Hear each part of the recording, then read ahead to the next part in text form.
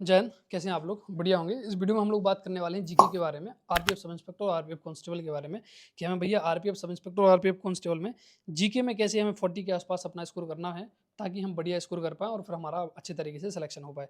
देखिए 40 स्कोर एक बहुत अच्छा स्कोर माना जाएगा, बहुत अच्छा, क्योंकि यहाँ तक पहुँचने के लिए आपको बहुत जी तोड़ मेहनत करनी पड़ेगी और आप यकीन मानो जब आप जी तोड़ मेहनत करोगे, उसके बाद जब आपका सिलेक्शन होगा, तो जो आपने मेहनत करी है ना, उस सारी मेहनत का फल आपको मिल जाएगा। तो मैं इस चीज़ के लिए आपसे फिर रिक्वेस्ट करूँगा कि मेहनत में आप कोई भी कमी मत रखो। देखो हम लोग इतनी ड्यूटियाँ कर रहे हैं, फिर भी हम 4-5 घंटे पढ़ने का पूरा प्रयास करते हैं कि उस टाइम में हम अपना खुद के लिए पर्सनल समय निकाल पाएँ और पढ़ाई कर पाएँ। 12-12 घंटे, 14-14 घंटे, 15-15, 16-16 घंटे ड्यूटियाँ कर रहे हैं। समझ रहे हैं? वो हम चीज़ समझ रहे हैं, लेकिन हम उस चीज़ को दिखाना नहीं चाहते क्योंकि आप डिमोटिवेट मत हो। क्योंकि मेरी अभी पोस्टिंग थोड़ी दूसरी जगह है, तो यहाँ पे ड्यूटियाँ थोड़ी-सी अलग-अलग चलती हैं। जब आप पुलिस स्टेशन में होते, तो इतनी ज़्यादा आपको ड्यूटी नहीं होती है। हाँ, ड्यूटी कभी-कभी इमरजेंसी ड्यूटी हो सकती है, बाकी 7-8 घंटे ऐसे ही 10 घंटे बहुत से बहुत, इससे ज़्यादा आपकी वहाँ पे ड्यूटी नहीं होती है, 10 घंटे बहुत ज़्यादा नहीं होता पुलिस में, ठीक है? सबसे पहले एक बुक उठाओ आप लूसेंट को, जितनी बार आप पढ़ सकते हो उतनी बार उसको पढ़ो। लूसेंट सबसे बढ़िया तरीका है अपनी जीके को इम्प्रूव करने का। जब आपकी लूसेंट कंप्लीट हो जाए, फिर आप किसी अदर सोर्स पे जा सकते हो, सबसे पहले लूसेंट है। अब लूसेंट पढ़नी कैसे है? जैसे हमने एक सिंधु घाटी सभ्यता पढ़ी, ध्यान से सुनना इस बात को। सिंधु घाटी हमने सभ्यता की क्वेश्चंस पढ़े, थ्योरी पढ़ी, थ्योरी पढ़ने के बाद हमने एक ऑब्जेक्टिव बुक उठाई, जो भी आपके पास बुक हो, उस ऑब्जेक्टिव बुक को उठाओ और उससे सिंधु घाटी सभ्यता के क्वेश्चन आप लगाओ। क्वेश्चन आप लगाओगे, आप देखोगे कि बहुत सारे क्वेश्चन आपसे नहीं बन रहे होंगे, वही क्वेश्चन आपको गलत हो गए होंगे और उन क्वेश्चंस को आप टिक लगाओ, क्योंकि जो आप गलती करोगे उस गलती को आप देखोगे और उसको फिर दोबारा से थ्योरी में आप कवर कर लेना। या फिर आप किसी ऐप के थ्रू प्रैक्टिस कर सकते हो, या फिर आप यूट्यूब पे जाओ, उस पर डालो सिंधु घाटी सभ्यता ऑब्जेक्टिव क्वेश्चन, इतना ही डालो। वहाँ से बहुत सारे क्वेश्चंस कोई ना कोई टीचर आपको मिल जाएगा जो वहाँ से आपको क्वेश्चन दिखा रहा होगा या फिर क्वेश्चन वहाँ पे करवा रहा होगा, उससे फिर आप वहाँ से प्रैक्टिस कर सकते हो। ये जीके जो चीज़ है या फिर कोई भी चीज़ है, उसको बार बार पढ़ने से होती है, कोई भी चीज़ एक बार में याद नहीं होती है, ठीक है? अब कुछ इंपॉर्टेंट टॉपिक्स देख लेते हैं, ध्यान से सुनना, इन इंपॉर्टेंट टॉपिक से आपके क्वेश्चन बनते ही बनते हैं। सबसे पहले मैं पॉलिटी की बात करूँ, हर एक एग्जाम में 5 से 7 क्वेश्चन पूछे जाते हैं। अगर आपको 50 नंबर का एग्जाम, आपके संविधान के अनुच्छेद हो गए, महत्वपूर्ण संविधान के संशोधन हो गए, तो वहाँ से भी आपके क्वेश्चन पूछे जा रहे हैं। दूसरा है बुक एंड ऑथर, इसके बाद आपके कुछ महत्वपूर्ण युद्ध, जैसे पूछ लेगा तराइन का युद्ध, चंदावर का युद्ध, पानीपत का प्रथम युद्ध, द्वितीय युद्ध, तृतीय युद्ध, या फिर आपसे पूछ लिया बेदरा का युद्ध या फिर बांडीवास की लड़ाई, तो इस तरीके से, या फिर पूछ लिया आपसे कि जो मैसूर का तृतीय युद्ध हुआ था उसमें कौन सी संधि हुई, द्वितीय युद्ध में कौन सी संधि हुई, तो इस टाइप से भी आपके क्वेश्चन पूछे जाते हैं, तो इनको भी आपको अच्छे से करना पड़ेगा। उसके बाद मॉन्यूमेंट एंड टेम्पल्स, जैसे पूछ लिएगा भैया कि कैलाश मंदिर, जो कांचीपुरम में कैलाश मंदिर किसने बनवाया था, नरसिंहवर्मन प्रथम ने, द्वितीय ने, या फिर किसी और ने, तो ऐसे 4 नाम दे देगा और फिर अब बताएगा कि किसने आप बनवाया था, तो वो आपको करने पड़ेंगे। तो जब आप हिस्ट्री पढ़ रहे हो, तो उसी हिस्ट्री में जो महत्वपूर्ण मंदिर आ रहे हैं उनको भी आपको अच्छे से पढ़ना है कि कौन सा मंदिर किसने बनवाया था, ठीक। उसके बाद फिर आपके फोक डांस हर एक स्टेट के होते हैं, आपको उनको अच्छे से कवर करना ही पड़ेगा, क्योंकि यहाँ से भी 1-2 क्वेश्चन आपके आजकल पूछे जा रहे हैं। फिर शास्त्रीय संगीत से भी क्वेश्चन पूछे जाते हैं, मुख्यालय पूछे जाते हैं, जैसे आपसे पूछ लिया एसबीआई का मुख्यालय कहाँ पे, आपसे पूछ लिया कि यूनेस्को का मुख्यालय कहाँ पे है, तो इस टाइप से भी क्वेश्चन आपके पूछे जाते हैं, इनको भी आपको कवर करना है। साम्राज्यों के संस्थापक, हर्यक वंश का संस्थापक कौन था, राष्ट्रकूट वंश का संस्थापक कौन था, या फिर पल्लव साम्राज्य, चोल साम्राज्य का संस्थापक कौन था, तो यहाँ से इस टाइप के आपके क्वेश्चन पूछे जाते हैं। फिर आपकी नदियाँ और झीलें यहाँ से भी हैं, सिंधु सभ्यता जैसे पूछ लिया जाएगा कि धौलावीरा किस नदी के किनारे है, या फिर जो रंगपुर है, रंगपुर की खोज किसने करी थी, तो अगर आपको पता होगा तो आप बता दोगे, नहीं होगा तो नहीं बता पाओगे। जैसे आपसे पूछ लिया जाए कि निम्न में से 4 विकल्पों में से कहाँ पे युग्म समाधियाँ पाई गई हैं, तो अगर आपको पता होगा, आपने पढ़ा होगा, तो आप अच्छे से उनको कर दोगे। इसके बाद फिर भैया 2011 की जनगणना, हर एक एग्जाम में 1-2 क्वेश्चन यहाँ से पूछे जाते हैं, कहीं ना कहीं कोई ना कोई जनगणना से रिलेटेड यहाँ से क्वेश्चन पूछा जाता है, तो इसलिए 2011 की जनगणना अच्छे से कर लेना।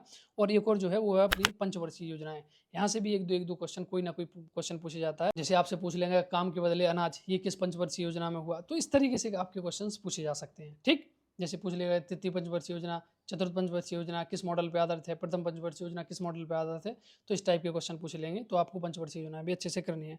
इसके बाद राज्यों के राज्यपाल, यहाँ से भी क्वेश्चन पूछे जाते हैं कि जो वर्तमान में राज्यपाल नियुक्त हुए हैं या फिर जो पहले राज्यपाल थे। जैसे अभी एक क्वेश्चन पूछा गया था एक एग्जाम में कि महाराष्ट्र के जो राज्यपाल हैं वो इससे पहले कहाँ के राज्यपाल थे, तो इस टाइप के से भी क्वेश्चन पूछे जाते हैं। फिर आपके फिजिक्स, केमिस्ट्री और बायोलॉजी, यहाँ से भी अच्छे खासे क्वेश्चन पूछे जाते हैं, तो अगर आप ज़्यादा नहीं कर पा रहे हो तो अपनी लूसेंट उठाओ और वहाँ से आप फिजिक्स, केमिस्ट्री और बायोलॉजी कर लो, वहाँ से आपका काम बन जाएगा, ठीक। इसके बाद फिर राष्ट्रीय उद्यान, जैसे बहुत सारे राष्ट्रीय उद्यान, 106 107 राष्ट्रीय उद्यान है, तो यहाँ से भी क्वेश्चन आपके पूछे जाते हैं। उसके बाद फिर आपके विटामिन से कि जल में घुलनशील कौन सा है और बसा में घुलनशील कौन सा है, विटामिन B12 का क्या नाम होता है। फिर मानव रोग, जैसे पूछ लेगा कि मलेरिया प्रोटोजोआ से होता है कि विषाणु से होता है कि जीवाणु से होता है, तो इस टाइप के वहाँ से क्वेश्चन आते हैं, तो इनको भी आपको अच्छे से कवर करने हैं। भारत के बांध, बांधों से रिलेटेड आते हैं, और मुख्य योजनाएं, जैसे पूछ लिएगा कि मुद्रा योजना है तो मुद्रा योजना में मुद्रा का फुल फॉर्म क्या है, तो यहाँ से इस टाइप के क्वेश्चन पूछे जाते हैं। और कौन सी योजना, जैसे पूछ लेगा कि नमामि गंगे योजना कब 2014, 15, 16, 17 कब यहाँ पे इसको चालू किया गया था। फिर बात करते हैं अपने इंडेक्स पूछे जाते हैं, जैसे हंगर इंडेक्स है, हंगर इंडेक्स में इंडिया की क्या रैंकिंग रही, या फिर कोई और इंडेक्स पूछ लिया कि पीस इंडेक्स में इंडिया की रैंकिंग क्या है, या फिर पहले स्थान पे कौन है, तो इस वहाँ से भी क्वेश्चन आपके पूछे जाते हैं। फिर आपके युद्धाभ्यास, उसके बाद अंतर्राष्ट्रीय सम्मेलन और नियुक्तियों से क्वेश्चन खैर कम पूछे जाते हैं, अंतर्राष्ट्रीय सम्मेलन से भी आपको एक आध क्वेश्चन देखने को मिल जाएगा। तो जो आपको इंपॉर्टेंट टॉपिक्स बताए हैं इनको आपको कंप्लीट करना है। और देखो मैं आपको फिर दावे के साथ कह रहा हूँ, आप लूसेंट उठाओ, लूसेंट को अच्छे से पढ़ लो, जितनी ज़्यादा बार पढ़ोगे लूसेंट से जितने क्वेश्चन बनते हैं ना, उतने मुझे नहीं लगता किसी और बुक से बनते होंगे। लूसेंट वो निचोड़ है जिसको आप नहीं समझ रहे हो, इसकी हर एक एक लाइन से, एक एक शब्द से क्वेश्चन बनता है। ये मैंने चीज़ खुद देखी है कि बहुत सारे क्वेश्चन ऐसे गलत हो जाते हैं जो सारे क्वेश्चन में अवेलेबल होते हैं। मैं आपसे फिर रिक्वेस्ट कर रहा हूँ, लूसेंट उठाओ, लूसेंट उठा के उसको आप अच्छे से कवर करो और उसकी अच्छे से प्रैक्टिस करो। इतना कर लो, आपका बढ़िया हो जाएगा। और जो आप प्रैक्टिस सेट लगाते हो ना, उसमें आप जो जीके के क्वेश्चन गलत कर रहे हो, एक कॉपी बनाओ, उसमें वो क्वेश्चन लिखो और उनको अच्छे से रिवाइज कर लो। फिर देखना जो आपको क्वेश्चन आते भी नहीं थे वो भी आपको धीरे धीरे आने लगेंगे। और रोज़ प्रैक्टिस करो, रोज़ पढ़ाई करो। बहुत ज़्यादा ये नहीं है कि बहुत ज़्यादा टफ है, लेकिन मैं ये फिर ये कहूँगा कि देखो वैकेंसी बहुत कम है, आरपीएफ सब इंस्पेक्टर की खासतौर से।